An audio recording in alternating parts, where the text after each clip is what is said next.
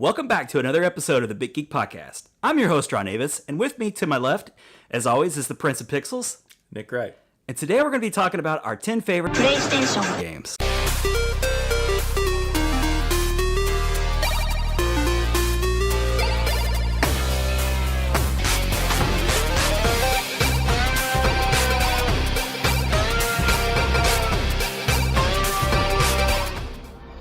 We've done Nintendo, we've done Sega, and we've even done some failed consoles. But let's talk about a console that was actually very, very successful now. And of course, I'm talking about the PlayStation, the original PlayStation. Right. And it's a very iconic, very what's the word I'm looking for? Monumental. We throw around the word milestone a lot, yeah. I think, on this show, but it was. I mean, it was the beginning of an era. I don't know what other way to put it. I mean, they kicked Sega out of the business. Honestly, I mean, one could argue Sega kicked themselves out of the business, but for years and years and years, it was a Nintendo versus Sega world, and now all of a sudden, Sony is on the. You know, I don't know what the word They're is. on top of the mountain, and they have been for years now, to be honest. It's really odd, too, because I remember reading at first about, Sony was going to get into the video game business, and, I remember just really dismissing it, because they're known for, the Walkman, Betamax. Yeah, I did, too. Like, Sony's going to make a game system? Like, well, whatever, sure, whatever. Especially since we had already had Panasonic, who would be a competitor of Sony, as far as, that a part of the electronics business goes. They had some success, but they were out pretty soon. And and there's, the 3DO was so expensive. Yeah. So it really, that's a lot of what killed it, I think, is that the price. They priced themselves out. Yeah. And Sony came in at a very reasonable price. I remember it was a big deal when they hit the price mark. Was it $299? I honestly don't remember, but yeah. Maybe. Well, it was a lot cheaper than the Saturn. When the Saturn came out, I want to say it was $400. And when Sony held their press conference at whatever E3 that was, I remember this very well. Is like they hit that price point. People were like, "Oh, damn." Sony's, here. And by then you'd already seen some images and people had played a few of the early games. Yeah. And people were like, wow, this system might be for real. And since they're coming in at $100 cheaper. Yeah, I remember playing the demo at Toys R Us, and you'd play Toshinden and Jumping Flash, and just being amazed by oh wow, this is really cool. Well, they included that legendary demo disc that had just all these games on it. Yeah, you got the disc with the system. Mm-hmm. Mm-hmm. So Nintendo wasn't out yet, I don't believe, not quite yet. Sega Saturn jumped in first, and they were floundering from the get-go.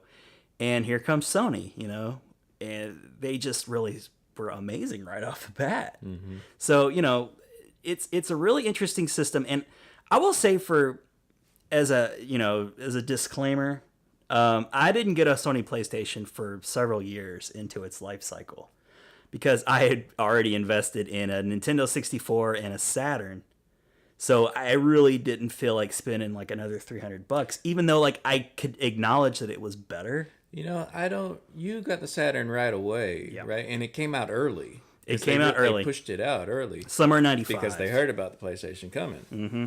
And I don't remember, I think we talked about this before. I got the Saturn later on. Yeah. And so I think I must have got the PlayStation first. Yeah. I feel like you got it pretty early on. Yeah. Because, we come over to your house and play games like Jumping Flash, or some of the other games that were early on. Tekken. Tekken. That was an early one. Yeah, and I remember thinking wow, this looks great. And so you must have had it really early. Yeah, I think I did. I mean, I don't know if I had it launch, but I definitely had it very early. Right. Because I had a lot of those first run games. Yep. Those first run 3D fighting games. And they were in the big box. Yes. You know, the giant like leftover Sega boxes. Right, and we actually Nick brought from his personal collection from the fabled museum. He's got some, the actual games. Unfortunately, I didn't really keep any of my PlayStation games, so I could join in on the fun. But Nick over here is going to get to show off some of his that he's kept, and who knew that 20 years down the road you'd keep them and then have this cool thing to like do and show them off. So the museum. Paying dividends big time. So without further ado, Nick, I think it's only fitting, and I think it's your turn anyway, that you start off the list with your first. Okay. Well, yeah. Let me get into my collection. I didn't come prepared. All right. We've already kind of mentioned this one. So yeah, I let the cat out of the bag a little early. And in the big box. So Jumping Flash. Jumping Flash, man. And I remember these boxes like really, like clearly because they look so nice, and they are nice. And this one though, this isn't one of those leftover like Sega boxes. This is like an actual like I guess Sony's design. Mm-hmm. That and had like the big beautiful instruction manual. Yeah. I mean, I don't know how cool this one was. I mean, it's just all in black and white. But like, check out even inside. You have like the PlayStation, like the system and the memory cards and all that stuff. Oh God, remember the memory cards? Oh yeah, I forgot. There's a spot like to where you can like stick your memory card. Well, maybe not in this one, but in the other ones, I think there was. But Jumping Flash, like. I fell in love with this game just from the demo disc. Mm-hmm. From I played it at Toys R Us. Yeah. And it was like wow, because it's like you've never really played a 3D game like that before. It's essentially a tech demo, but a really well done tech demo. Yeah. And I mean, you didn't really. It's just like a first-person view, just kind of moving around in this 3D world, but. I still, anytime they ever like do kind of a virtual console kind of thing where you can play like PlayStation 1 games on the PlayStation 4 or whatever, it's like one of the first games I always kind of pick up. How does it hold up nowadays? I like it because because I have fond memories of it. Now, if somebody were to pick it up that has never played it before, I'm sure they'd probably hate it. Of course. But I would. It probably is good to say that beginning with the PlayStation era, because they were really trying to push the limitations in the technology. They're not very replayable because we're still in that 3D world today. Where like a game like Mario Brothers, it's a relic, and it's a really well done relic. But we're still playing in that 3D world today. So now we got PlayStation 4s and Xbox Ones. Things look so realistic. Yeah. It's so beautiful.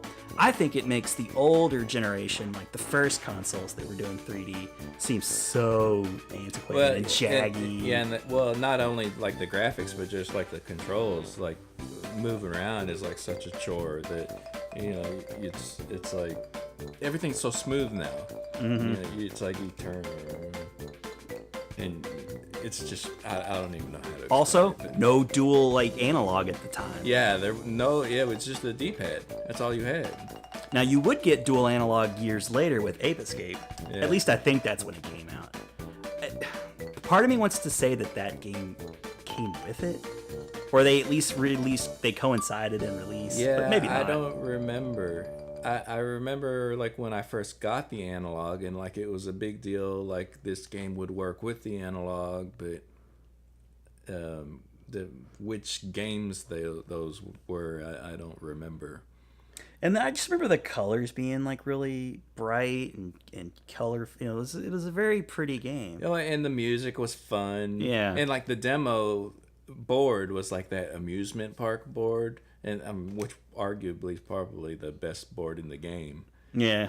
Well, they wanted to catch your attention, I guess, right off the bat. Did you ever beat the game? Oh yeah. Okay. Yeah. Yeah, and there's a sequel, and I beat the sequel. Okay, I vaguely honestly remember Jumping Flash too. Yeah, honestly, the sequel's probably a better game, but I think I have more fond memories of this one. I find that when we do these lists of ours, sometimes I'll make the sequel the better game, and it'll be my favorite, but I just acknowledge the original so much, even though like I keep going back to Earthworm Jim for an example. Like everything about Earthworm Jim 2 was better than 1, but I loved 1. It's the one I want. Memories of 1. Yeah, and even there's memories and stuff too. But even when they were new, I'd still prefer to play Earthworm Jim 1. It was neat to have more of that game. But then you're just like, I just would rather play the first one. Yeah, but yeah, Jumpin' Flash. I think it's a milestone for 3D World games for home consoles. Yeah, because like Mario 64, that wasn't out yet. Wasn't out yet, and you could arguably say that game is still maybe the best of that genre. But with Jumpin' Flash when it came out, it kind of gave you it really impressed you. Yeah, yeah, absolutely. It was like a prelude of things to come. And it's a solid game. It's a good game to get the list started. All right, what's your start of your list? Okay, the first game on my list is, it's the star of the game is almost bigger than the game itself, and there were a lot of bad years. I'm just gonna go ahead and I don't want to bury the lead. Tomb Raider. Oh yes. Lara Croft is such an icon, once again, a huge icon in video games. Yeah. Probably still to this day the most cosplayed character. Well, maybe not. You have to have a certain physique. But I know that when I see a Lara Croft cosplayer, it's one of my favorites for obvious reasons. But yeah, Tomb Raider was a groundbreaking game. It was that 3D, but bigger. Everything was bigger, and it had this cool. It had really cool puzzles. The graphics were amazing. The controls were pretty decent. The gunplay was fun. Sense of exploration. Figuring out the puzzles, like you say. Mm-hmm. I love playing that game. And I don't. You asked me if I beat Jumping Flash. I don't think I ever beat Tomb Raider though. I know I didn't. I want to say like I got stuck because the puzzles were challenging. And I think just one of the puzzles, got me stuck, and I just stopped playing. But Tomb Raider 2 is probably actually a much better game than the first one. But the first one I remember so well. Remember that the first time you saw that T-Rex come out of nowhere? Yeah. Oh my god! Yes. I was like, my mind was blown, and this is just a few years after like Jurassic Park and things. So when you see that giant T-Rex coming your way, and it was so unexpected, it had me right there. Like my imagination is you've captured the wonder of what was Tomb Raider. My biggest memory of playing Tomb Raider, I think, was when there was a Thanksgiving that my brother was off to college, and we all went to his place where he was staying for Thanksgiving that year, and I brought the entire PlayStation and like a handful of my games to hook up at his place, I guess just so I wouldn't be bored. I don't know. But, spend time with the family. But I specifically remember playing Tomb Raider and the Namco Museum at his place Thanksgiving. And what did he think of the Tomb Raider game? I don't know if he really ever cared. He was probably more into the Namco, visiting with mom and dad and everything, and I was just ignoring everybody and playing video games. I don't know, we did. But it's just that's what I remember the most about Tomb Raider is actually playing it at his place when he was in college. No, that's a good memory. It stands out. It's holidays. And I also remember the first time I ever really heard of Tomb Raider. It was before it even came out in Die Hard Game Fan magazine. Remember that magazine? Yes. That was next to EGM. That was like my absolute favorite magazine. I would have to say EGM was my favorite, but I'm with you. It was head and shoulders above things like GamePro and the other magazines. There was an article in there of like, this new game coming out called Tomb Raider, and I remember there's like a screenshot of like Lara Croft like shooting a bear or something like that, and I didn't, I'm just like looking at this thing like, all right, okay, no idea it would become the game that it ended up being, You never know when something's going to hit it big. It was just some game that, hey, this game's coming out. Yeah, when a new IP hits, it's not like today where you have so much coverage around the clock on the internet. Like every game that gets released gets its fair share of attention. So if you got a really quality game, something brand new, and especially with like, the hourglass figure of Lara Croft. Exactly, and because I even remember like it even saying like in the article that the developers behind the game got tired of playing these types of games where they're staring at the backside of a male character for that would explain all those hours. Climbing up the ladder shots where you're just staring right into Lara's ass. You're playing these games for hours and hours, and they're getting tired of staring at the rear end of a guy, and so they decided, let's make a game with a female main character, and there's Lara Croft. It's funny too because that's kind of a shame for girls, the gamers, because they finally have this protagonist that they can control and feel like included, and then but you have to be Lara Croft. She's looked at like such a strong female lead, but the reason she was created is so that guys can just stare at her ass. Yeah, that's all a bunch of horse crap. I mean, if she didn't have to look like that, and they've since then slimmed her down and made her more realistic. Now she's just really tone, and it's a lot better nowadays. I'm not saying I only play the game because of Lara's figure, but it sure didn't hurt. Yeah.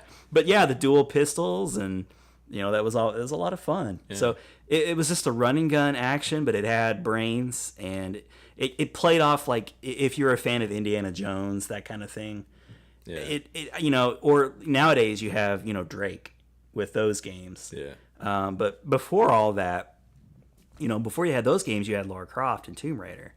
And like I said, they really went off the rails after 3. It's like when it got around to be PlayStation 2, I want to say they changed developers, and they just didn't know what to do with her, and she changed looks quite a bit. Yeah. And she's been in all kinds of variety different types of games. It's like they knew they had a strong character in Lara Croft. But I cannot remember who's doing it's Crystal Dynamics, I think, maybe, that's doing them now, or had been doing them. Yeah, shoot, I forget. Yeah, but it was like Eidos or something. Eidos for a long time. But the last couple of games that they had for the Tomb Raider games are really good games. So it warms my heart to know that character. Was it 2 that the game started out with like kind of the tutorial that you were like in the mansion? Yes. And you could lock the butler like in the freezer. Like how many hours do you like waste just like screwing I don't know, around? man. Just and that game was really giggling cool. because you can lock him in the freezer. Yeah. That game really kind of, I think that was like the first game that really sold me hard on a PlayStation. Yeah. Like I really had to have Tomb Raider because it looked like so much fun, and I wasn't disappointed. Yeah. So, anyways, that's my number 1 is Tomb Raider. Nick, what's your number 2? Number 2 is let's look in the bag. I feel like Santa Claus here. Number 2. I can't find number 2. Number 2's coming, folks, and it's a good one. Number 2, Tekken 2. Tekken 2, yes. But it's actually it's the Japanese version of Tekken 2. I don't know if you can see that, but like everything's in Japanese. But yeah, because and really this is like completely identical to what the American version got. I just got it months earlier than anybody else. Yeah, well, we touched before that you were impatient and wanted to get these games early. But yeah, and I don't even think there's anything really in the menus that you had to like be able to read or anything. You just jump in the game and just play. But yeah. Well, yeah, because they have the combinations of the buttons in the images of the moves. Here's how you play the game. Yeah. See that, everybody? But oh man, I so miss the days of instruction manuals though. I mean, because now you get to pause the game. Yeah, and you get a command list. You look up the move list of your character while you got the game paused. But you used to be able to just have the book in front of you, and then everything's listed right there. I don't want to derail your Tekken 2, but this is relevant. Do you remember around this time your like book that you would carry with you that had all the moves of the characters in the games? Oh, my little black book. Yeah. Yeah. Nick's little black book didn't have phone numbers in it. It had like, fighting moves. Yeah. But one guy in high school called it the Bible. I think the Bible's more appropriate. Yeah, and it, like codes. Oh my God. Codes for like every game that I played, and the move lists for fighting games. Yeah, there's a game coming up that book came in really handy for a certain thing. And Okay. when you couldn't remember, you'd be like, Nick, get out your book. Yeah. And and he's like, I carried it around in my back pocket like everywhere I went. he's like Indiana Jones's dad, where he's like got his little book Yeah, like the little journal and writing in it. pretty much. But I remember that evolved into a Palm Pilot, so you like put it all into a Palm Pilot at one point. Yeah. But that's just a great memory. And they used to, like, when we worked at Babbage's, and they would call Babbage's and ask for like the guy that had all the codes, or I forget, like, because I came into work one day and our boss said like, you gotta stop that. People can't call over here. We're not the 900 service. They can't call over here asking for the codes. Well, okay, was that Dave? I can see like Dave being kind of. Was that his name? I don't I remember. think so, because there was Mike. It wasn't Mike. That much I can tell you. Yeah, it was Dave was the other manager. guy. Yeah. And and Dave was cool, but he was the manager, and he was very strict and didn't allow for the playing around. Yeah, because he was like cool about it. He's like, man, they can't do that. Yeah, that's awesome. Okay, but anyways, back to Tekken 2. Probably the first game to really challenge Street Fighter for like fighting game supremacy.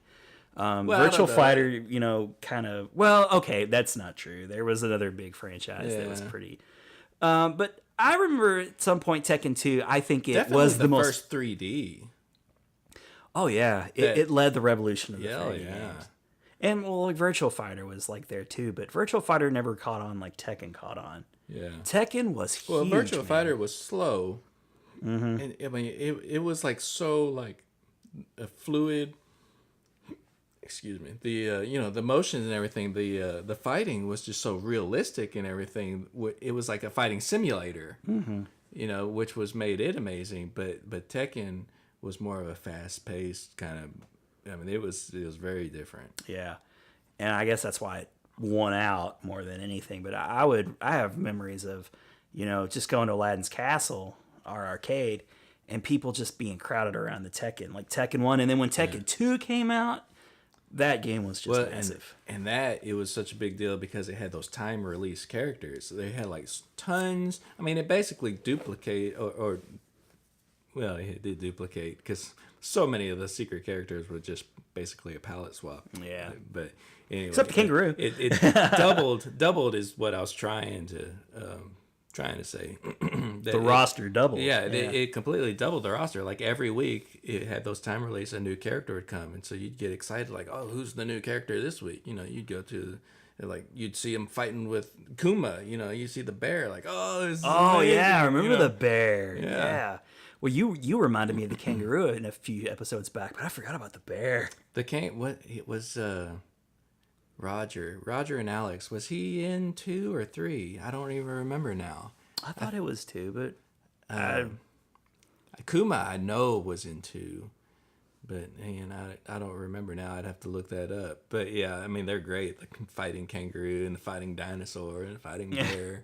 Just good stuff. They were gimmicky, but they worked. Yeah, because they moved with that fluidity of the regular characters. Like they were big, but they still controlled really well. Because basically Kuma was Jack.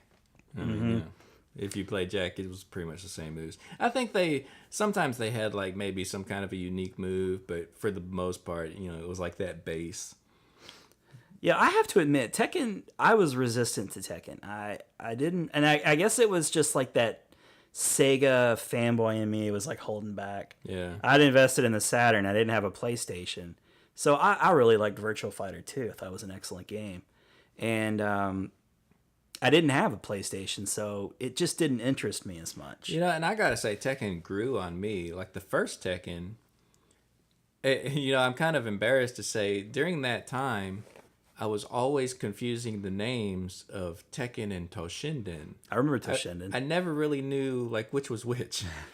But they came out around the same time, they did, right? Yeah, and so there's like these two T names that, and they're very, very different games. But I couldn't remember which one's Tekken, which one's Toshinden.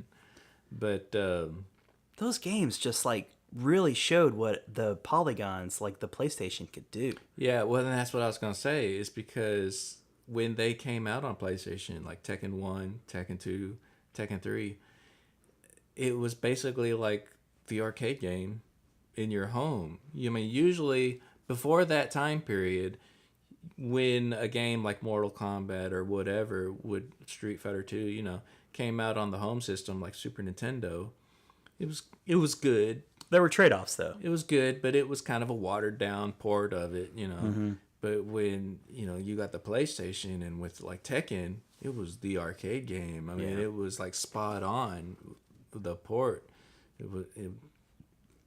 Consoles had finally caught up with arcades. Yeah. Around this time is when consoles had caught up to arcades, and it wouldn't take long for consoles to just surpass arcades. And, it's kind of a bittersweet thing, but yeah, those like mid to late 90s is when the arcades started dying. And that kind of led up to the death of the arcades, because now you can get just like the arcade in your home. When at least before, like with Street Fighter 2, it's like, okay, you can play it in your home, but it's better in the arcade, Yeah, and it's like when you remember things like I love and miss arcades, but I would rather be able to play the best in my house. Yeah. Because you're not like pumping quarters into this game. You can just buy the game and then perfect it. Because not only were you getting the experience in home, but often you were getting the better thing in home because they would give you more characters or more options or whatever that they didn't have in the arcade game to kind of entice things. So Tekken 2 is a great game. So I think of the Tekken series, Tekken 2, I think I've got the most fond memories. I remember that the most. For sure, me too. Because Tekken, when it first came out, it was just like, that looks okay. But Tekken 2 looked great. Yeah. It looked really cool. It was a big jump. I mean, and they all kind of, had those step-ups in graphics. But and Tekken 2, you look at it now, and it's very, very, very polygony, very blocky. But I really like that look, though. I can't explain why. I just liked it. And it probably hasn't aged too badly too, because the controls are so good. Yeah. You could pop that in and play it, and not be too turned off by it. Yeah. So that's a great pick, man. Tekken 2. Nice number 2. All right, so that leads me into my number 2 perfectly. So I'm gonna go ahead and highlight another fighting game. And we didn't want to like blow the surprise, but we both were like, it was on the tips of our tongues, both of us. Is Mortal Kombat 3. Yeah. Because when you were talking about the games before, and you're like, Tekken is the first thing to combat Street Fighter. I'm like, not really. Not really. Yeah, and then when you said that, I was like, oh no, that's Mortal Kombat. Mortal Kombat was the first to really push Street Fighter. But by this time, by the time of Tekken 2, Mortal Kombat was declining. And it was Tekken 2 that stepped up, and I think it was the king of the fighters at that time. Yeah. But yeah, Mortal Kombat 3 is my favorite Mortal Kombat game. Yeah. And it's funny because it was such a dramatic departure from Mortal Kombat's 1 and 2 with that addition of the run button. The dial-a-combo. The dial-a-combos which are so love great. it or hate it. I mean, it and with the run button, it just made that fast-paced action. And you memorizing those long combos, like they felt so good. They registered so perfectly. You remember like that feeling you get like when you finish off that Liu Kang combo where he's all like boom, boom, boom, boom, boom, boom, boom, and then with the kicks, no. Well, I was thinking like the Sub-Zero combo, that classic Sub-Zero combo. I was watching it, like the new Mortal Kombat game had come out, and I was like, I walked up behind a guy and I'm watching him play, and I saw him like doing the combo on the buttons, and he did that great combo. And I was like, what the hell did he just do? It blew me away, man. I just wasn't used to that. It was so different. Up to that time, you had like your 2-in-1s, where basically you're like your combos. Like, you do like a low kick into a fireball. And then, right. There's a combo. Very slow, fun, and methodical.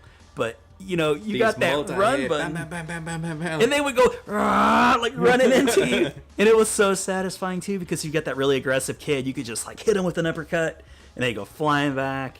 But, man, who knew that like we were missing that run button so bad? Yeah. It had all the gruesome fatalities and all the things that you loved about Mortal Kombat. It introduced a lot of really memorable new characters. Albeit slightly more comical, I think, in Mortal Kombat 3. Like, well, yeah, they had when people like blow up, it was like mannequins blowing up with like, because there would be like 3 sets of rib cages and like 5 arms. Like what? It doesn't make sense.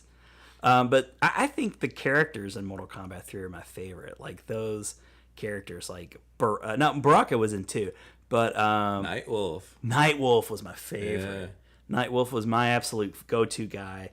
The coolest, like probably one of the trickiest but most satisfying combos was the one where it ended up with that uppercut with this tomahawk. Yeah, did it twice. Yeah, and I could always get it up to that tomahawk, but I got really good at it at a point. But yeah, I liked Nighthawk. Cyrex was really cool. Yeah. The 2 robot ninjas, like you'd had like Reptile, Sub-Zero, and Scorpion, and they introduced these new ones. Bombs, and then they do the net, lay another bomb. He was that kind of Dalsim character where he would want to stay back. Yeah. Real frustrating. And they get caught, they'd be like, whoa, whoa, whoa, and they'd bring it up to him, and he'd do the uppercut.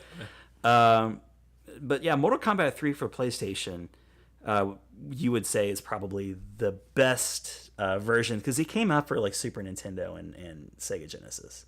It did, but absolutely, the PlayStation version was like the definitive version. It was perfect. Yeah.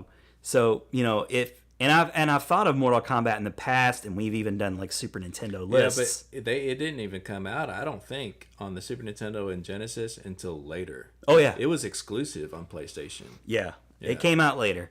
And that's why I think PlayStation won a, and it's like, man, Mortal Kombat's got to get mentioned. We've thrown so much love to Street Fighter. That's all right. For you. Yeah, Mortal Kombat 3 right there, son. That 3. I remember when this game came out, the movie was new. The Mortal Kombat movie. So I really... Oh, man, remember that song? Mortal Kombat! Yeah. Dun, dun, dun, dun, dun, dun, dun, dun, yeah. Dude, that song was everywhere. I was like listening to some other podcast, and this one guy said, I remember being a kid, and they played the Mortal Kombat song in prom. It was so everywhere, like bowling alleys, of course. Yeah, I remember we would go to like Laser Blaze, it's the local laser tag kind of place. Yep, the arenas with laser tag. Ours was called Laser Blaze. Yeah, and they would always play that. But that test your might, and it would play on and on and on forever. So, King. That was like the techno era. Everybody's names, yeah. Mm-hmm. But you were rocking out to it, dude. I remember we had the CD. We'd be like cruising down the street, what Tupac might be in, but then in come with Mortal Kombat. It didn't matter, and and you didn't blink an eye. You're like, hell yeah, Tupac in Mortal Kombat. So Mortal Kombat 3 is my favorite time for Mortal Kombat. That is, again, like Tomb Raider, there's been a resurgence. Very quality Mortal Kombat games out there now. And I'm happy that they're making good Mortal Kombat games. Because for a while there, they were making bad Mortal Kombat games. Yeah, because like after that, they went into 3D. And, I mean, there was 4 was kind of garbage. And it got better. But I really didn't care for really any of them until the reboot, which I guess was like 9. Mortal Kombat 9 was the reboot, I think. Yeah, and I guess X is now. Yeah. But, they would add characters like Jason and Freddy Krueger and the Alien. And, it was really cool, tie-ins. Yeah, they got those guest stars in the new ones. Yeah, that's cool. But Mortal Kombat 3, that's, It's a great game. It's one of my favorite all-time games, as far as fighting games go. Yeah. So, anyways, yeah, that's my number 2. You got any other memories of Mortal Kombat you want to share? That book came in really handy. That's where I hinted before. The fatalities were so hard to remember. That's when you would come in handy with your Bible. Yeah, and it changed. Remember when Mortal Kombat was a big one that would have revisions. Like it would kind of be in like this constant kind of playtest mode where like you'd have to look at like, okay, which version is this one? Oh yeah. There was one because they had the version at the title screen. There was one point they had like a revision that changed everything. That so nobody knew how to do like Sub-Zero's fatality anymore because they changed it. That never happened back in the day. Yeah. Patches are very common nowadays. Like something will get balanced in a game, but very rarely would you say like moves would like the positions of the moves themselves. They changed motions for a lot of the moves. So you had to be like, holy crap, my Bible is out of date. You had to go to like King James Volume 2 or something. Get out the eraser. Oh gosh. Like, oh, that's not how you do it anymore. Some of my favorite memories of going to the arcade is like Mortal Kombat 3 and you and your moves Bible. Yeah. So anyways, that's my number 2. Yeah, and we would ask people like, "Oh, how did you do that?" And like write it down. Right? Oh yeah, it was the communal aspect of arcades. Internet was in its infancy. Mm-hmm. There was like American Online was like the internet. Yeah, dial-up. And there were chat rooms, but I mean nobody used it for that. And so because I was finding some things on the internet, but most of it was word of mouth in the arcade. Jeez, can you imagine a day where you couldn't just get your answers like from the internet, or better yet, just on your phone? Yeah, didn't even have a cell phone. Yeah, I had a cell phone, People but had pagers. Pagers were big. Hold on, let me look at my pager. Run to somebody sent me a long number. I gotta go spend 20 minutes to decrypt this thing. Yeah, 'cause, like I remember like our friends forever. Like they'd look at the pager and then they'd run off to the payphone. Payphones, right? Oh gosh, the nostalgia's hitting hard, big time. A wave of nostalgia. So yeah, Mortal Kombat 3. Mortal Kombat 3. That's my number 2. Nick, what's your number 3? Number three. Gonna go into the bag of goodies. Into the goodie bag. Oh well, and I don't want to show. I wish I still had the original. This is one that I sold the original and I got the director's cut, which I'm sorry for now. But Resident Evil is my number 3. The original Resident Evil. Resident Evil. And I wish I had it right in the big box. How like it would have been like the jumping flash. Those boxes are beautiful. The jewel cases were a very PlayStation 2 thing. Or not PlayStation 2, PlayStation. I remember the PlayStation being like the first of the jewel cases. But yeah, Resident Evil, dude. That's PlayStation. I remember, so this was when we were working at Babbage's also, and so we were able to check out games, for like a day and bring it back. Reshrink wrap it, sold reshrink wrap it, and it's brand new. Yep. To the customer as far as they knew. We were playing all the games. But yeah, so I took that home one day. I really had no idea like what this is. A new game, Resident Evil. Okay, I'll try it. Whatever. Right. I came back and I literally said, "This is the best game I've ever played." Wow. That I remember saying that about Resident Evil. I was so impressed with just the I don't know if it was like the cinematic. I don't know. Just I didn't even get very far, but it was just so. You just got sucked into it. The atmosphere in that game was like Castlevania for like Super Nintendo atmosphere. Like it sucks you in, brings you into that world and immerses you. And it was the OG survival horror game. Yes. So you're on edge. You're totally on edge. I mean, like especially after you go down that one hallway. And the very first time those dogs jump through that window. Oh, I know. Man, that happened to everybody. Or the first time you turn the corner and you see that zombie like munching. He's like hunched over that guy. Yeah. The very first zombie you see. Wow. Yeah. Every move you made, every shot you took counted. And you had to make them count. Because the bullets were so scarce. Yep. Yeah. Remember the ribbon cartridges? If you wanted to save a game, like you only had so many saves on a ribbon cartridge. Right. You couldn't just save anywhere. Now that's the thing I'm glad they don't do anymore, but it really added something to the game too. Yeah, that very suspenseful game. I remember you were such a fan of that game. You brought your PlayStation over to my house. And I was like, Ron, you gotta check this game out. Was it to this point? I don't know. I do remember we tried it at your house, like on the Saturn. Like the Saturn version of it, and it was garbage. Oh man, yeah. None of the Saturn games played as good as the PlayStation games. Yeah. It was like, I liken it to the PlayStation 3, Xbox 360 era. They each had the same games, but everything just played much better on the Xbox 360. Nowadays, PlayStation 4, Xbox One are about the same. Yeah. But the Saturn, they realized they messed up. They didn't put all their eggs into the 3D and the polygon, the rendering basket like Sony did. So they just couldn't play those games very well.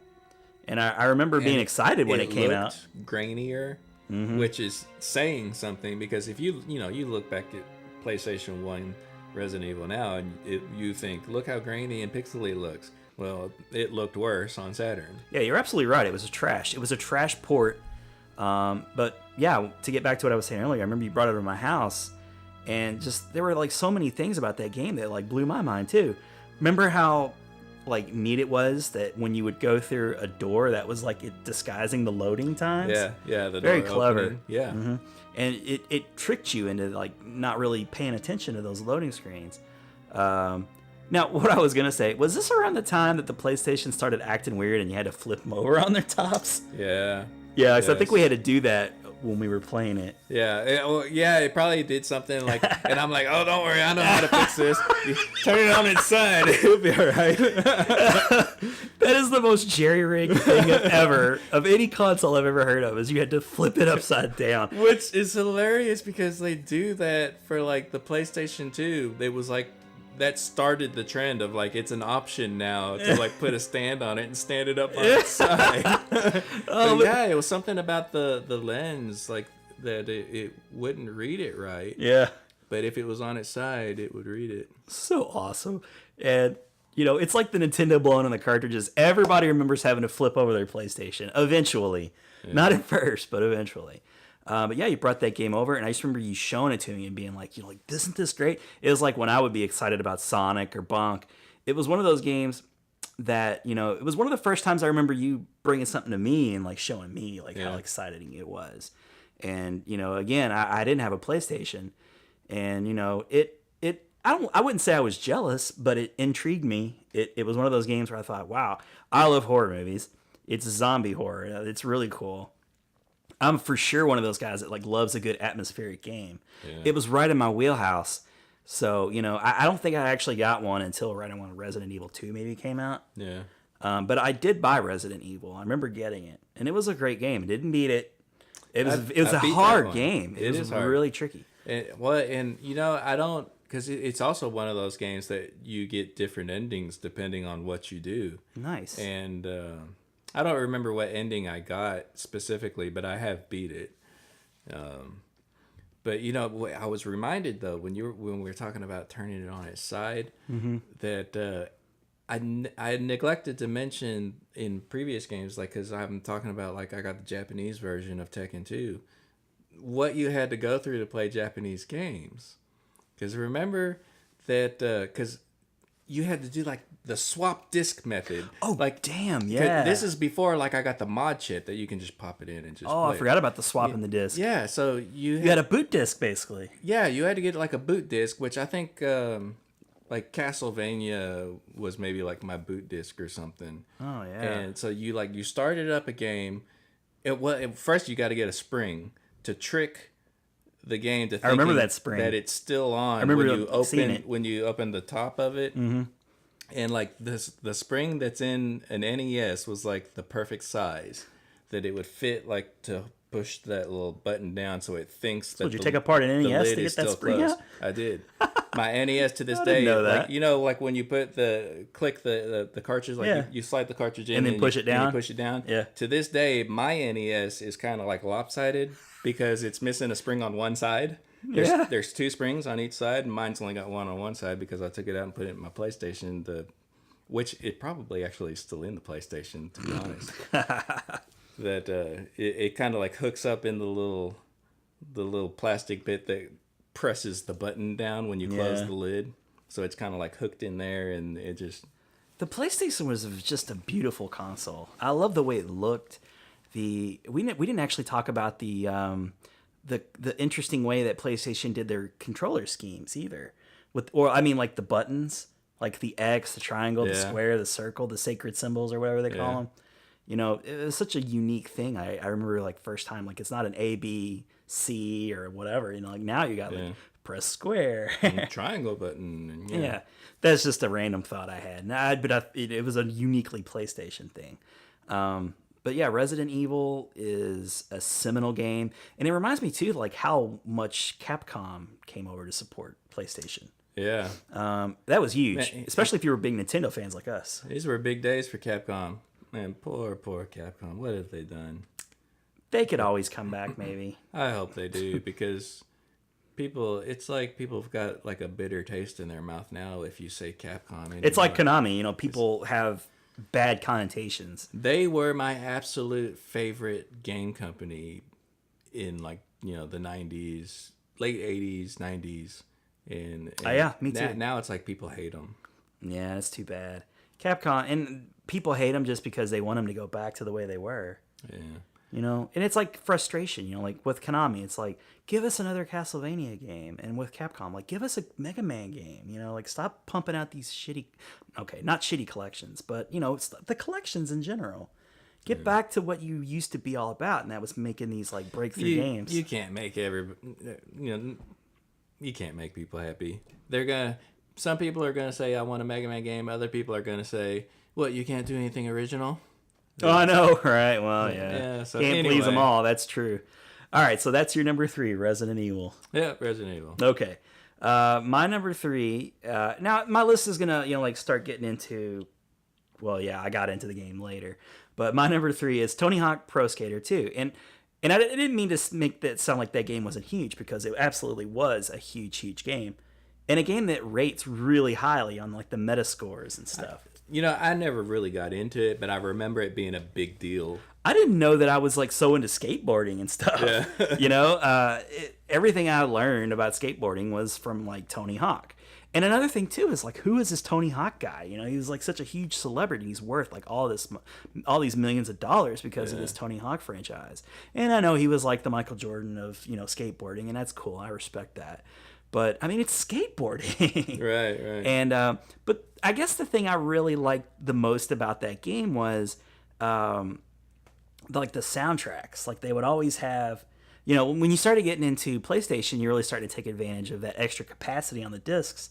So you get like whole songs of, Offspring and, skater punk type music.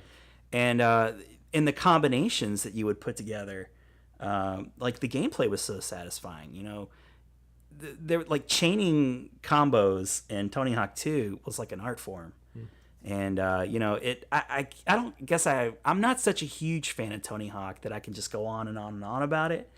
But I remember just being a big fan of that series. And it's another one of those series that like died just a sad death, like a whimpering death. Yeah. They're not fun anymore. But yes, Tony Hawk 2, Tony Hawk Pro Skater 2 was, a game that I really enjoyed, had a good time with, appreciate like the mechanics of the game. And it had a nice long series. And, other than that. How many ended up coming out on the original PlayStation? I want to say there was like a 3, and then they started getting into like special editions maybe territory. Yeah. But I'm not sure. I'm sorry, I can't answer that. Well, two was the last curious. one I bought myself. Yeah. I played some of the other ones, like rented them. Yeah. But 2, I remember just like playing it for so long, and it was a game that you could just kind of pop in and out of really fast and easy too. And I love my sports games, and Tony Hawk is it's an extreme sport.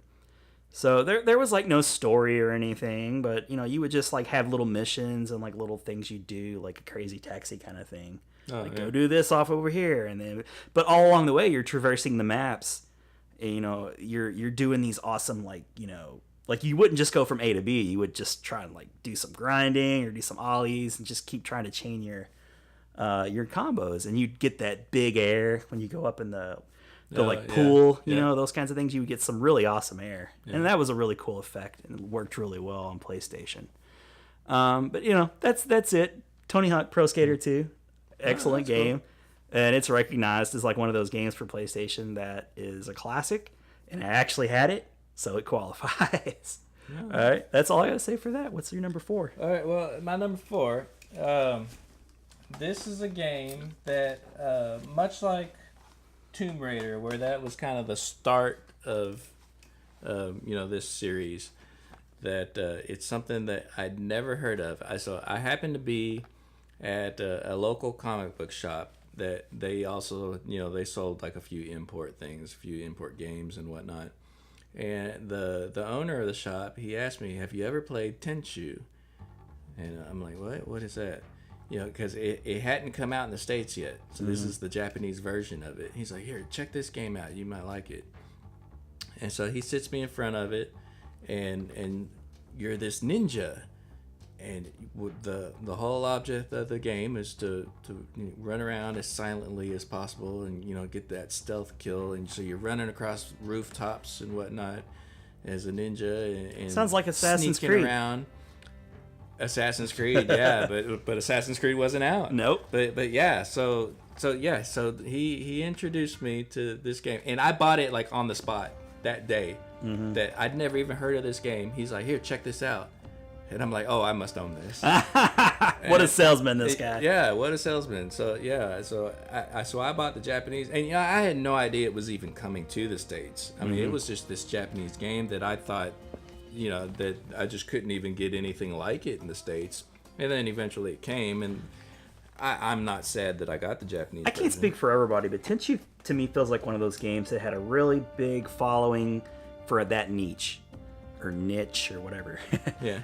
Niche. Yeah, so it was before Assassin's Creed. So if you like the kind of thing where you kind of would take your time and plan out your attacks and be... Well, you have to be patient.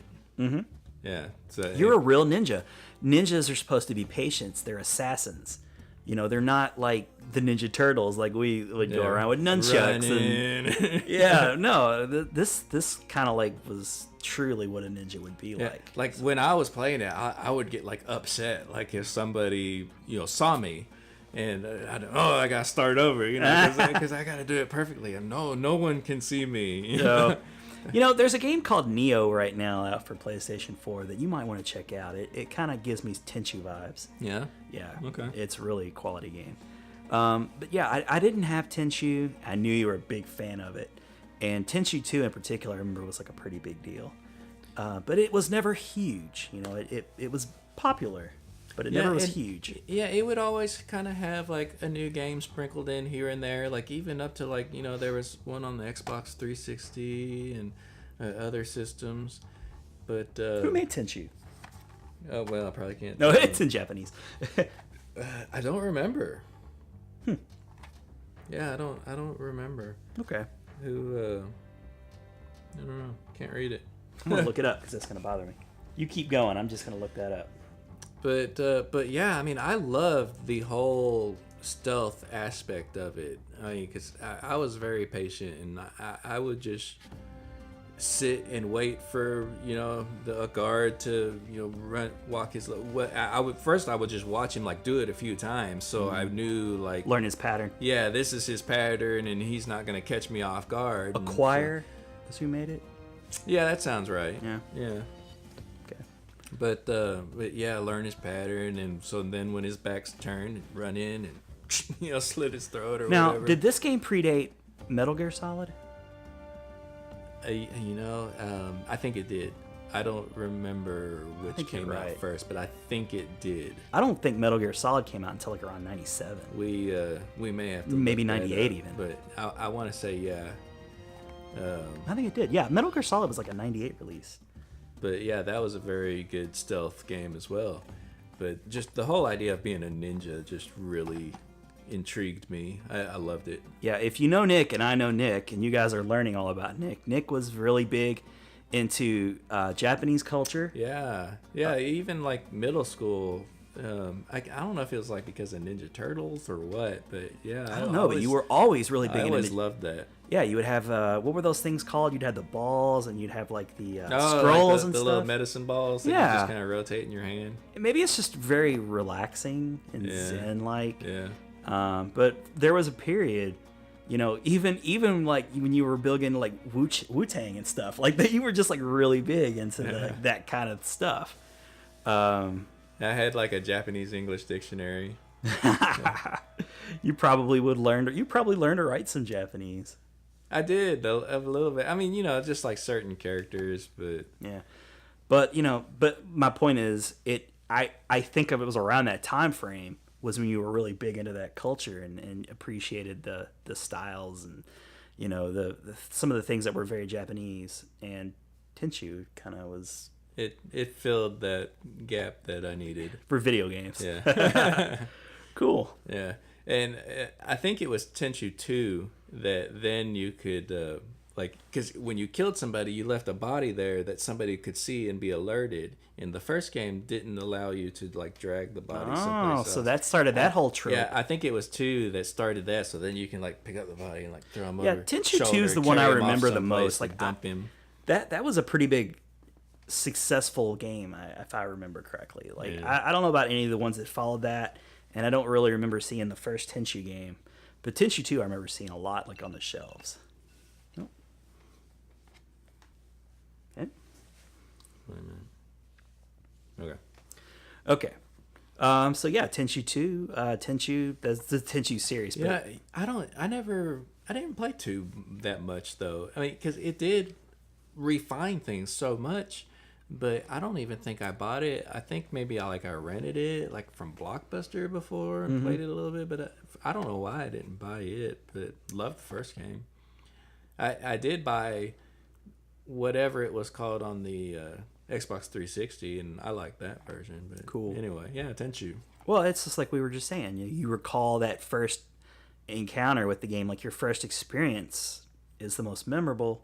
Yeah. And it's the one you played the most. And maybe there just weren't any other big games around at the time. Others refined and were better, but the first one is the one that is dearest to my heart.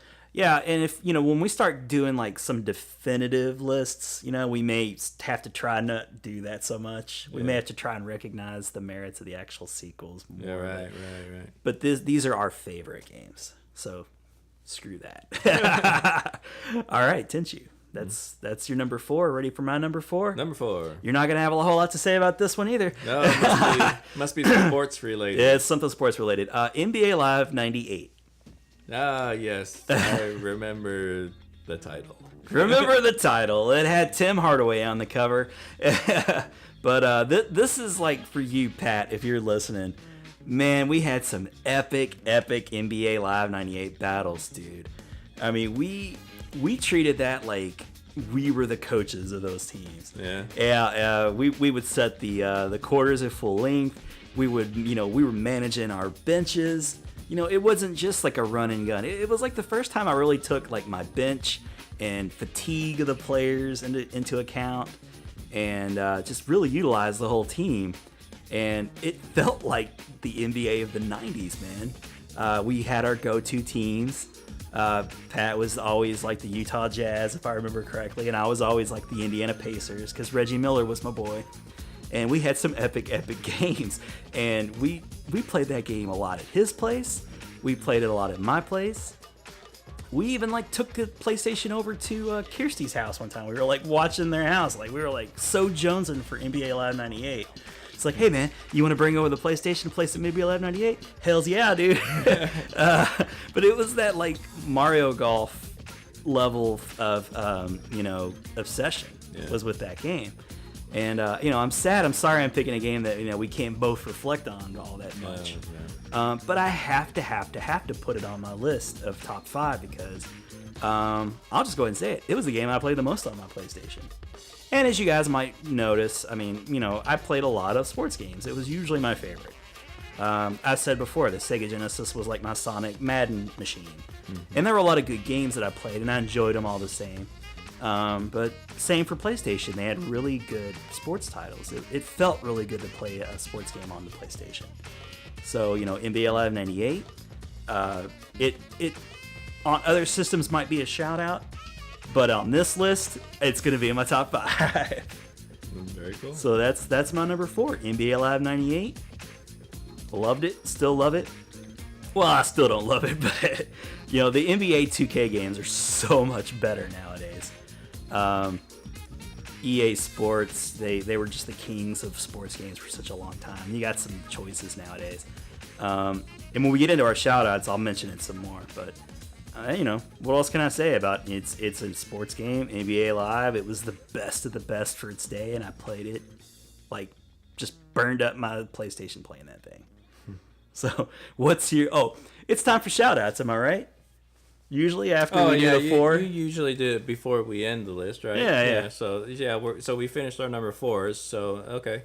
You start with a shout-out. Okay, well, since I was just talking about NBA Live 98, Game Day, the football series that Sony, that was like their game. EA was Madden, and Madden's kind of a weird thing because they didn't translate to the 3D very well. They just weren't really good games. Is that right? Yeah, but so Sony, it's their machine, so they actually had a good handle of the 3D. So, for a number of years, their Game Day games were like the game to get. And it really took EA a long time to get their shit together, but, Game Day they were a lot of fun games. I have fond memories of playing those games. Gran Turismo, I feel like deserves a shout out. Yeah. Bam. Yeah. It was the king of sports racing simulation games. Gran Turismo, they came in a fat. Yeah, it's like two discs. Yeah. So you open it up, you got it's missing out of there. Check out this manual, dude. It's pretty thick. Yeah, and I think that's why it was so fat, was because the manual was so fat. Because it was only one disc, wasn't it? Maybe. Yeah, you might be right. Let me look at this thing. Yeah, it even says right on the front that one disc. It came in this really fat thing, but it was just one disc. But it was the book that was just so much information, and you don't even get that sort of thing anymore. Gran Turismo was famous for sweating the little things in ways that a Madden game would sweat the little things in a football simulation. It's like the Forza of today. Yeah. Gran Turismo games are still kind of big, I guess. If Sony's your PlayStation, if Sony's your console of choice, they're still big. But yeah, Gran Turismo and even Gran Turismo 2 is even bigger. Those were great games, and they deserve a shout out.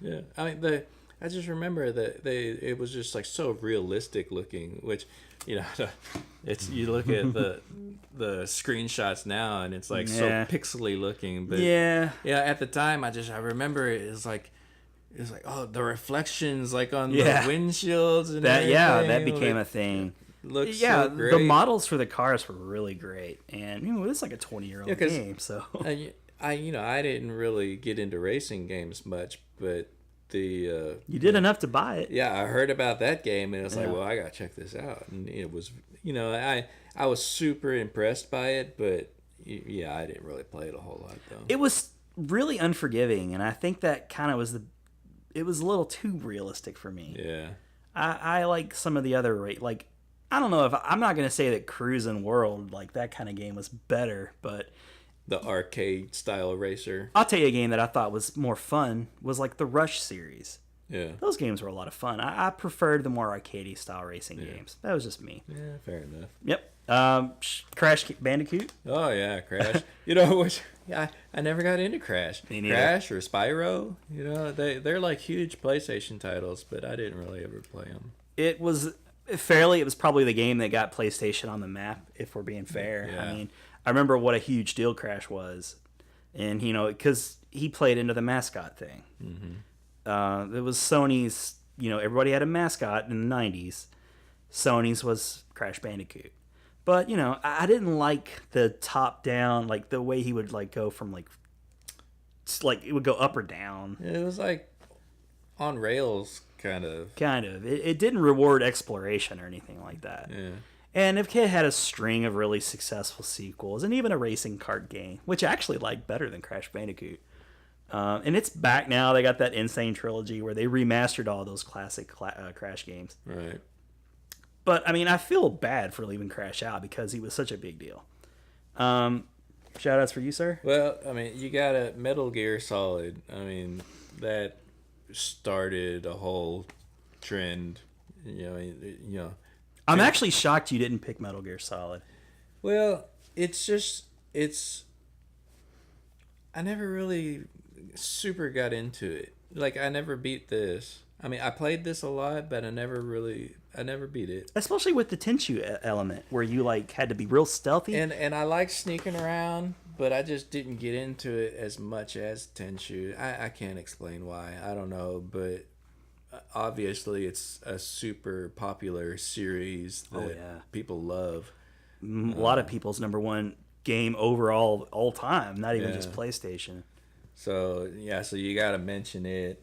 I got to mention Mega Man Legends. Yeah. That's another one that people, the fans love it. Mega Man as an RPG. I mean, that's all that you can really say about that. And it was fun. Yeah, those were hugely popular. I remember working at Babbage's and that game being really popular. We got to shout out Final Fantasy VII, I guess.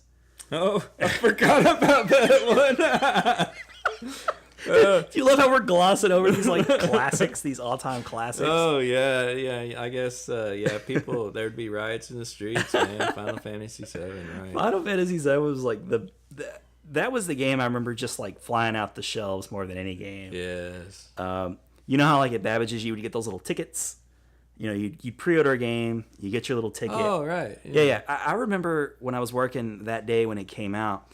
Behind us on the shelf it was this wall of Final Fantasy VIIs.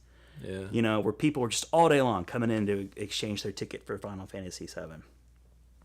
And I played it a little bit here and there on old, like, you know how they'll I just didn't really get into RPGs. Me neither. Other than like the Stick of Truth. I like my South Park RPGs. I played the Super Mario RPG, and there's a small handful of RPGs that I've gotten into. But anyway, and the PlayStation was known for the the Japanese RPGs, the JRPGs. If you were into those games, the PlayStation was the system. Yeah, you know, it used to be like Super Nintendo. You get all those great RPGs on Super Nintendo. But then the PlayStation kind of picked up that mantle, and there were just game after game after game. It seemed like every week there'd be in the magazines like a 9 for an RPG that was coming out. So I just couldn't get into them. I guess for the same reasons I never could get into games like Metal Gear Solid. It rewards stealth and patience, and I hated that. Yeah, right. I just wanted to run and gun. Yeah, right. So, you know, and I know I'm not alone in that. So, you know, sorry they weren't in our top 10, but... Yeah. We acknowledge you guys. I can't believe I forgot Final Fantasy VII. Well, I was sitting here and I'm looking at our list of shout-outs and I'm like, where the hell's Final Fantasy VII?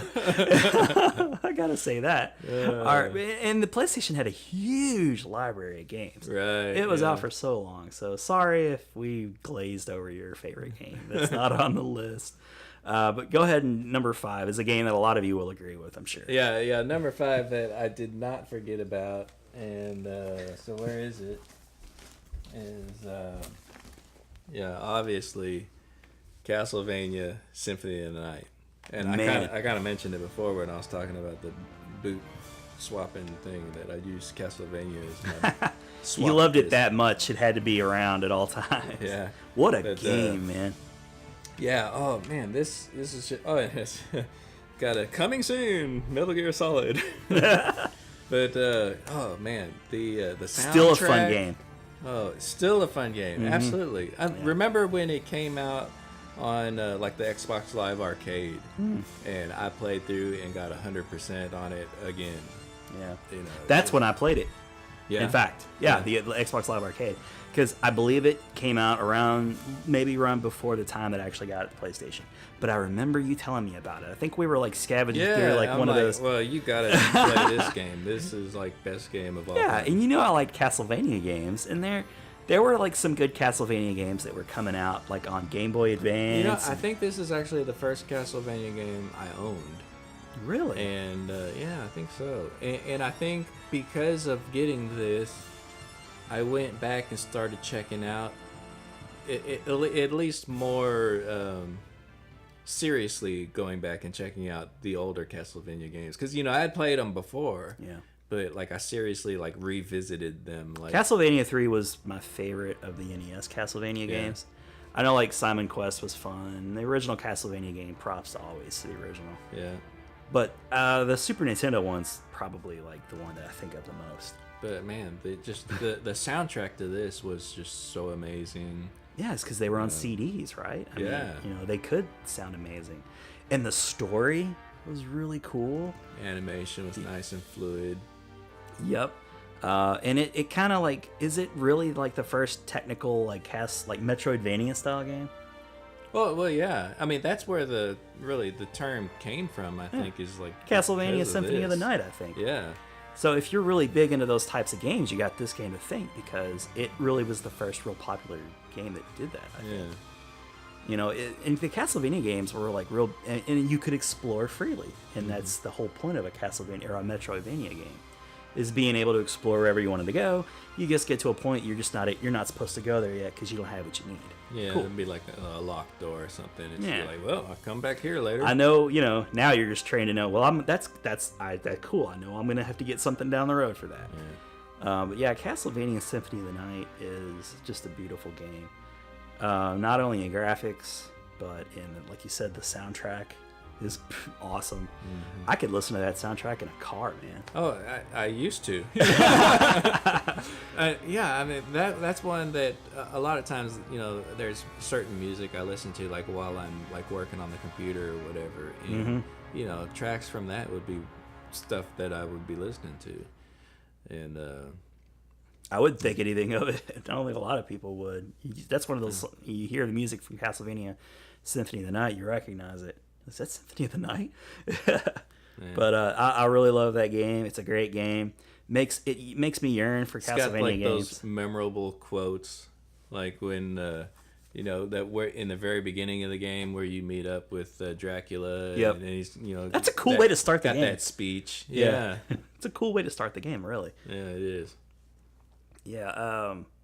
How did the speech go? Well, I don't remember the whole speech, but there's something about what is a man? With a miserable little pile of secrets. The voice acting, and then he's like holding like a glass of wine or something, and throws it down. Well, PlayStation 2 is like the beginnings of like voice acting, I think. Yeah. You know, if we're gonna give PlayStation, if this is a tribute to PlayStation, then the voice acting, especially Resident Evil. Now that was infamous for being bad.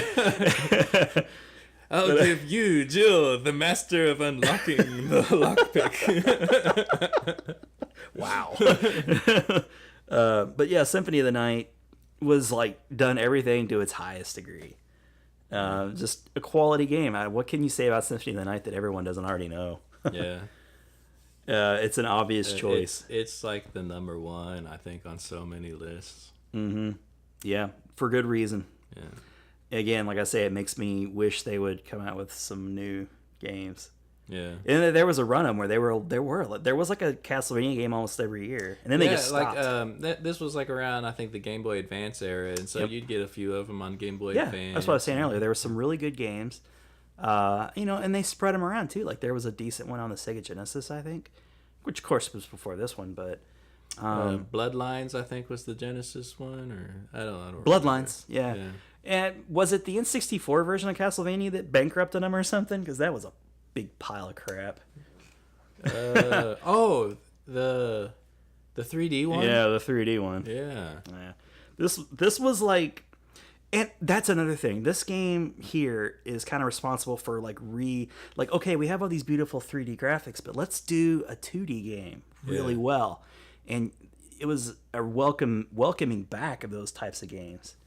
that was you didn't see for a couple of years. Yeah. So thank you for like bringing back the 2D games, done just perfectly well. It made you yearn for the old like Super Nintendo type games. Yeah. All right, so my turn to go number 5. Number 5. Number 5 for me is a game that blew me away. I just couldn't believe how fun it was. Driver. You Be the Wheelman. That game was so amazing. It put you in the world of the city of San Francisco, made it feel so realistic. Mm-hmm. And I'm sure we'll get into another series down the road, but it was a prelude. There were many preludes we talk about to games down the road, but it kind of gave you an idea of what a Grand Theft Auto game could feel like. Yeah. Completely open. There were cops looking for you. Like it just, you felt like you were the driver of like a getaway car. The scenes where like the scenarios where the cops are chasing you, they felt so realistic in a way that like your mouth would drop when you saw like Resident Evil. My mouth dropped for Driver. Yeah, that it and like I say, the muscle cars, like the sound of the cars were so satisfying.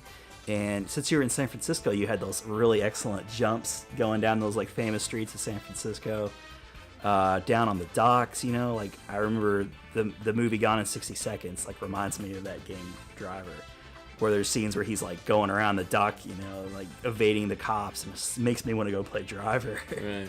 And there was a Driver 2, and it was actually better, but the Driver 1 was the game that I remember the most fondly because. I think that's when I fell in love with my PlayStation. Yeah. I really liked the PlayStation a lot after that. Just because it's like, man, the PlayStation is dope. To do games like this, it's a game that you couldn't have seen in an arcade. Yeah. Because it was so open and so big. But it had like all the feel of like a game you would play in an arcade. It was like Crazy Taxi, but with, more of a story. Right. And no time limit. Yeah. So, you would get to know the streets like you do like in nowadays in Grand Theft Auto. You get to know the streets and the fastest paths to get to places. If you were wanted, like it would be night and you're creeping up.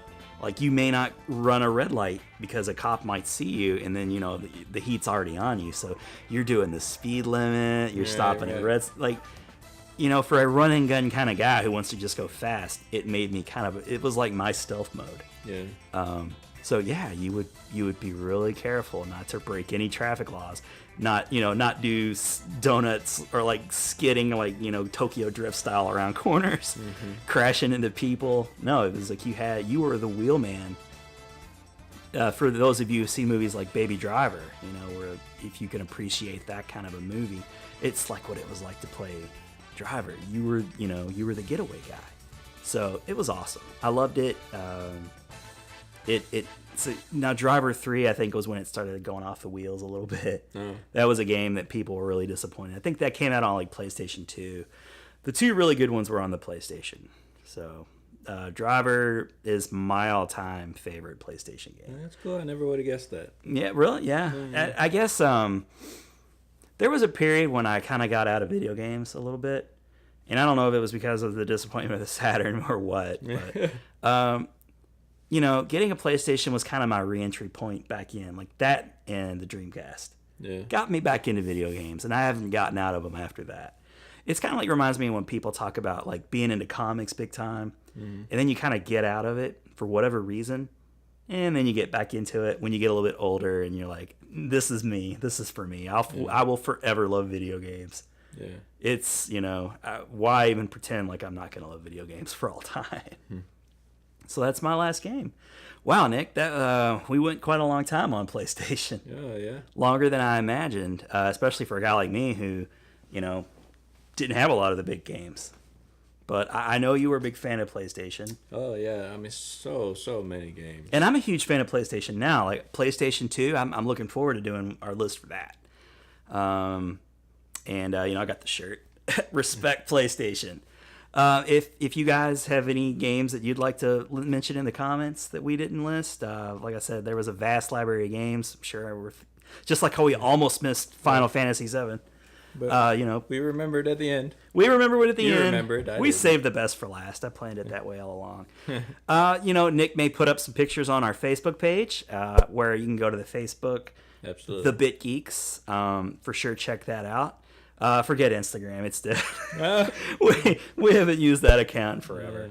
But yeah, the Facebook page is our home.